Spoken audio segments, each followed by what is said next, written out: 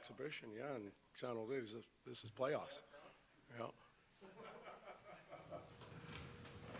What are you looking for, I guess, from your blue line, the guys who are battling for those positions early in preseason? What's the evaluation process you and your coaching staff? It's a free opportunity for everybody. Clean slate, free opportunity, and we've had 3 days to put, I guess I'm not just talking about defensemen, but our group as a whole. We've had 3 days to put somewhat of a foundation in.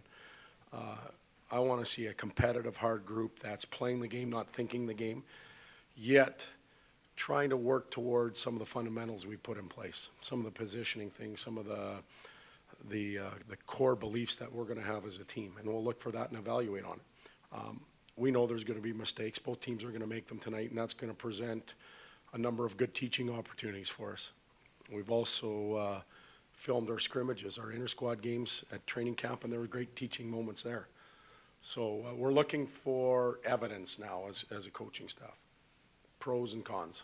You also try to start working on your special teams in these games of units that you expect to maybe start the regular season with? Tonight, no, because of the split. There's groups that are going to Calgary, groups staying here.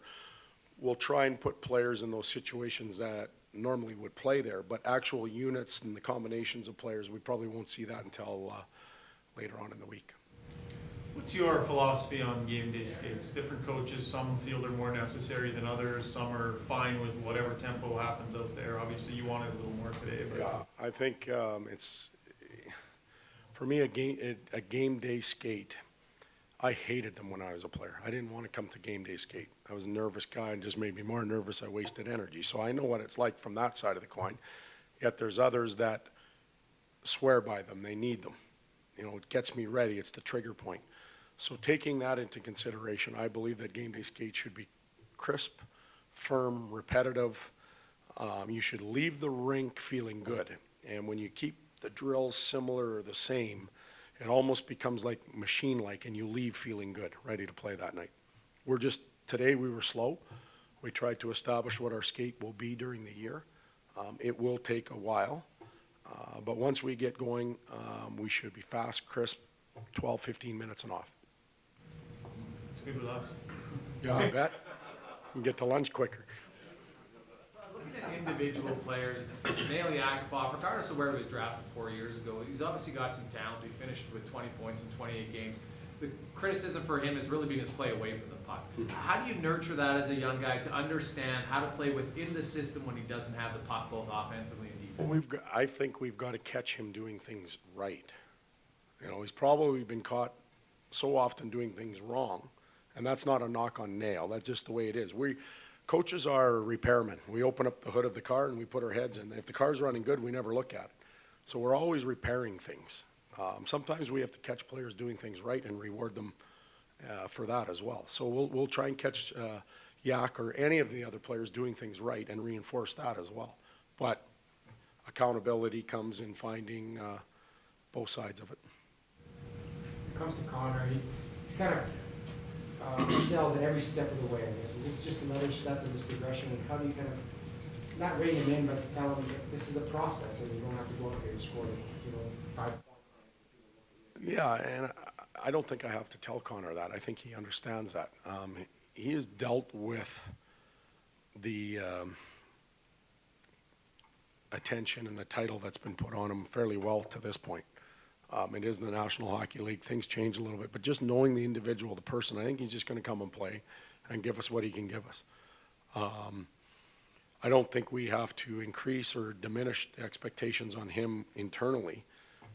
Externally, with the media and the fans, we have to understand he's going to have some nights where it doesn't look real good, but he's also going to have some real good nights. And we have to think back to Taves, Kane, Ovechkin, Sidney coming into the league. Those were really talented players, but they had some tough nights as young players as well.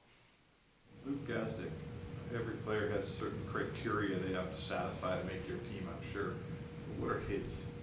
Well, he's got, he brings to the table an ingredient of physicality, of comfort for his teammates. And when I say comfort for his teammates, it automatically goes to the extracurricular stuff. I think I see more of that the way he carries himself around the locker room, around his teammates. There's a comfort level there as well.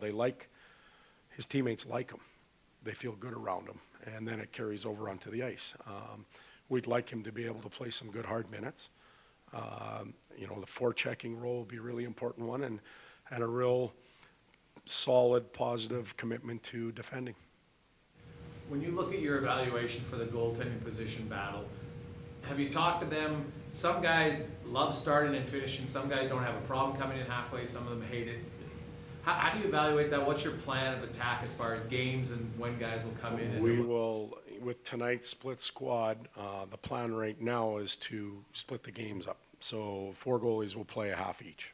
And I think Calgary's doing the same thing. I may be wrong, but that's the kind of night it is. It's to get their feet wet. You can play summer hockey, you can go through training camp all you want. It doesn't really kick in until you're playing against true opposition. So that's what our goaltenders will face tonight. I don't think we'll over or under evaluate them very much based on what the results are. After that, we'll continue to grow them, and I'll look at playing guys for full games as long as there's no injuries or things aren't going real poor.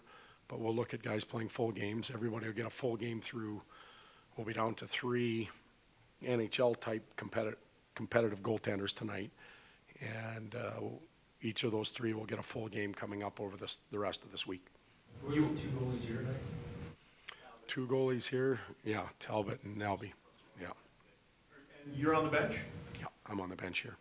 Down there and start getting hands-on in games. Yeah, and I think it's important that Bob Hartley and I met when we were in Penticton. It's important that a head coach stays in, at least we're in one spot and we're responsible for the outcome of the game. And, I'll be here in Edmonton. Bob will be there doing his thing in Calgary. And, we'll make sure, at least from our end of it, that we see both games as a staff. Okay, thank you, guys. Todd, on D, just with the 3 young guys in that last pairing, do we know who's going to go, or are you open to letting us know? No, I'm trying. I've got so many players in my mind. I know we have 3 in Calgary. We have 3 here. Well, I don't. Osterley will play. Hunt won't. Davidson will be in. Museal's going to be out. Legia will play there. Good. Thanks, guys.